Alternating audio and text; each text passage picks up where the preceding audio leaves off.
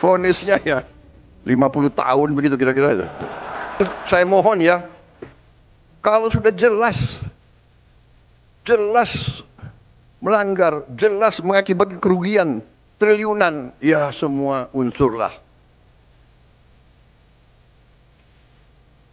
Terutama juga hakim-hakim ya, vonisnya jangan terlalu ringan lah.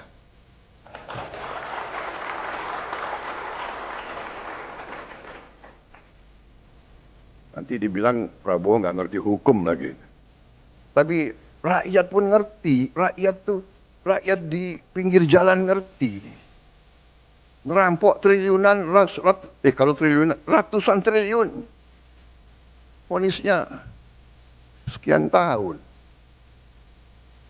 Nanti jangan-jangan di penjara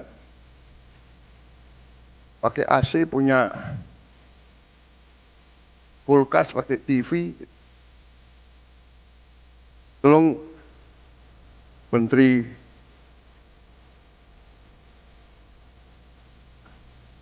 Pemasyarakatan ya,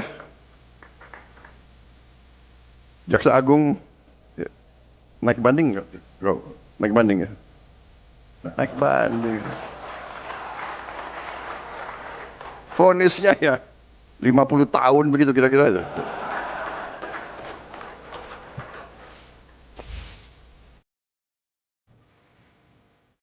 Berikut adalah promo akhir tahun daftar harga korupsi beserta hukuman penjaranya. Kalau Anda korupsi 300 triliun, Anda akan dihukum 6,5 tahun.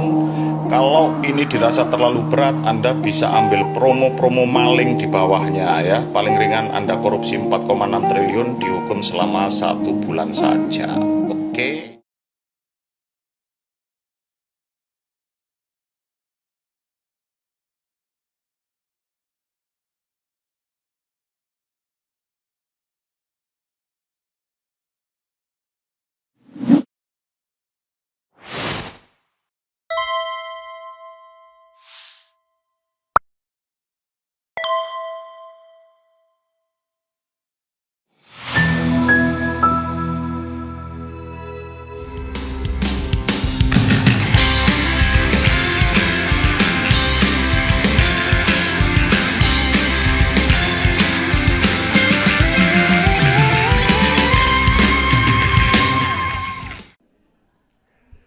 Assalamualaikum warahmatullahi wabarakatuh.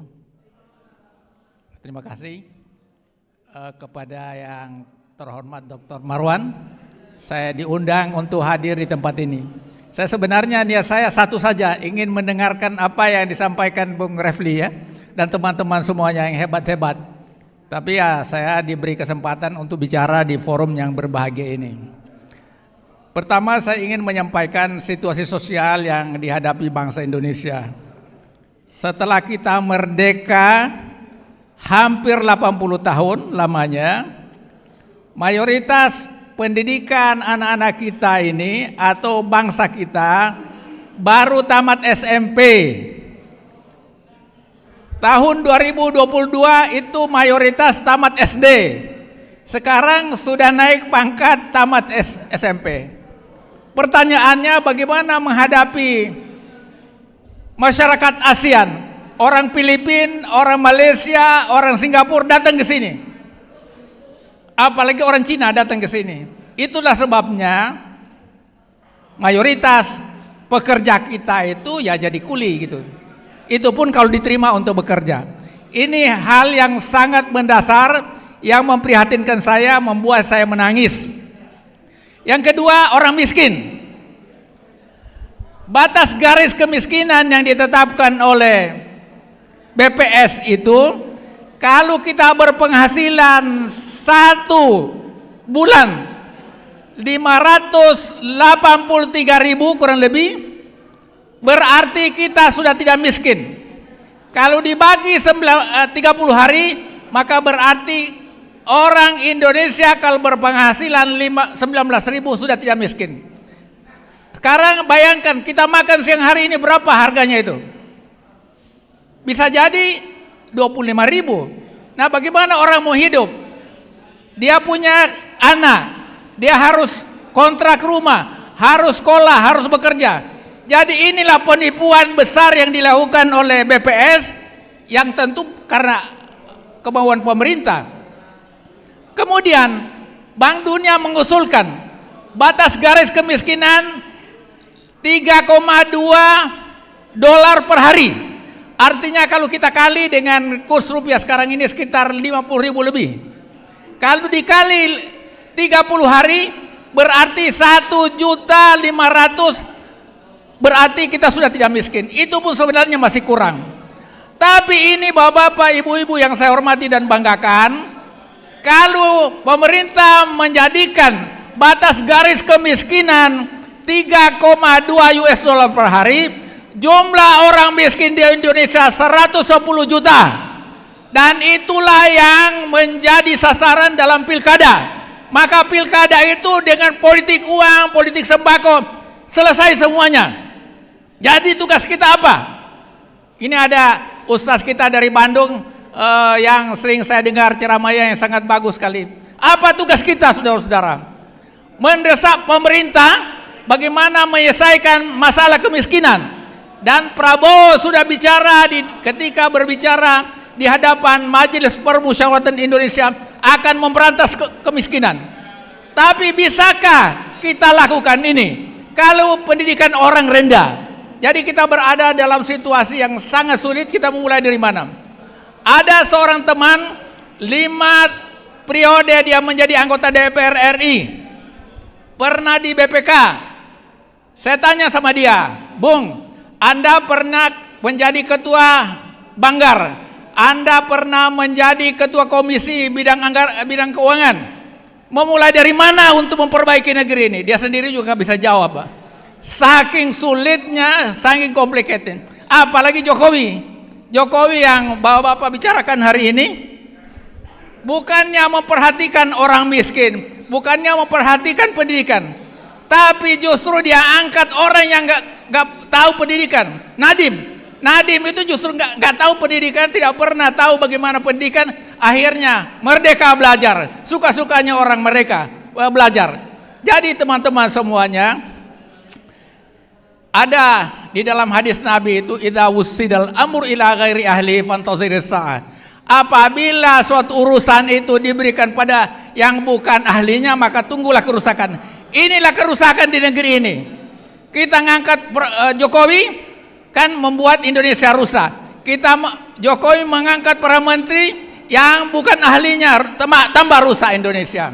Jadi bapak-bapak hadirin yang berbahagia, sekali lagi saya senang adanya kegiatan seperti ini. Kenapa? Karena api pemberontakan, api yang melawan, mengingatkan yang berkuasa itu harus digemakan. Kenapa? DPR semuanya sudah bagian dari kekuasaan, tinggal rakyat ini.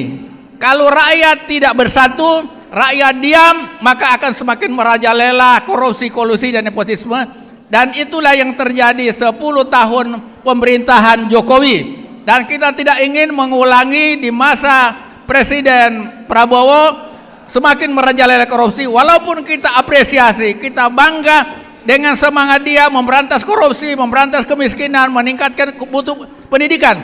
Tapi semuanya harus ada dorongan, harus ada dukungan dari masyarakat. Tanpa masyarakat dilibatkan dan tanpa masyarakat berpartisipasi, akan sia-sia usaha dari Presiden Prabowo. Kenapa? Dia dilingkari oleh oligarki, dia dilingkari para pecundang, dia dilingkari para koruptor, dan semuanya harus kita bergerak untuk mengawal jalannya bangsa ini, jalannya negeri ini, agar negeri ini pada suatu saat akan menjadi negeri baldatun thayyibatun wa rabbun ghafur. Itu saja Prof.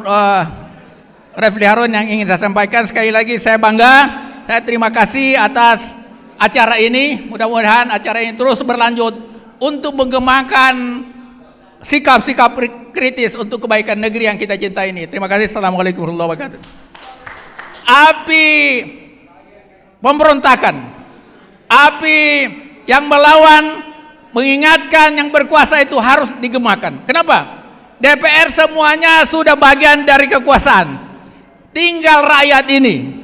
Kalau rakyat tidak bersatu, rakyat diam, maka akan semakin merajalela korupsi, kolusi, dan nepotisme. Dan itulah yang terjadi 10 tahun pemerintahan Jokowi. Dan kita tidak ingin mengulangi di masa Presiden Prabowo semakin merajalela korupsi. Walaupun kita apresiasi, kita bangga dengan semangat dia memberantas korupsi, memberantas kemiskinan, meningkatkan mutu pendidikan.